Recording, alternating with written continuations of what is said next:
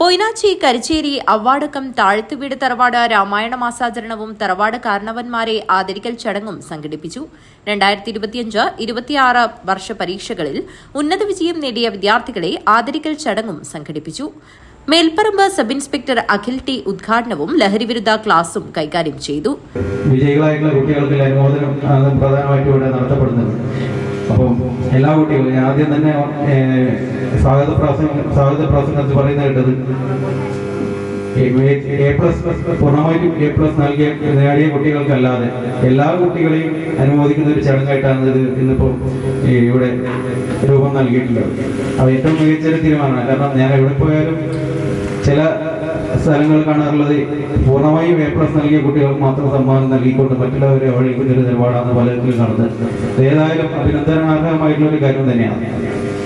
അപ്പോൾ അതിനു മുമ്പ് പറയാനുള്ള ഒരു കാര്യം, ഞാൻ ഇവിടെ വരുന്ന സമയത്ത് എൻ്റെ മുമ്പിൽ ഇപ്പോഴും സൈഡിലിരിക്കുന്ന നോക്കുന്നത് കാണുന്നത് എനിക്ക് പരിചിതമായിട്ടുള്ള ഒരുപാട് മുഖങ്ങൾ, ഏറ്റവും നല്ല പരിചിതമായിട്ടുള്ള എൻ്റെ നാട്ടുകാർ ഉൾപ്പെടെയുള്ള പല മുഖങ്ങളാണ് കാണുന്നത്.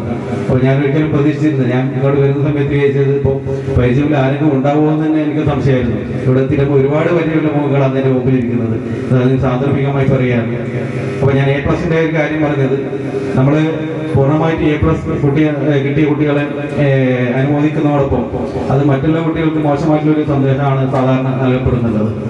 കാരണം നിങ്ങളൊന്നിനും കൊള്ളുകയില്ല എന്ന് നമ്മൾ ഇൻഡയറക്റ്റ് ആയിട്ട് പറയുന്ന ഒരു രീതിയാണ് അത് കാണിക്കാറുള്ളത്.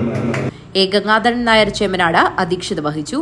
Advocate A. ബാലകൃഷ്ണൻ നായർ കോപ്പളം കയ, A. Kunhambu Nair Velazhi, A. Omana Thooval, A. Sugatha വെള്ളാക്കോട്, A. Narayanan വെള്ളാക്കോട്, V. Anila തോട്ടത്തിൽ കണ്ടം എന്നിവർ സംസാരിച്ചു.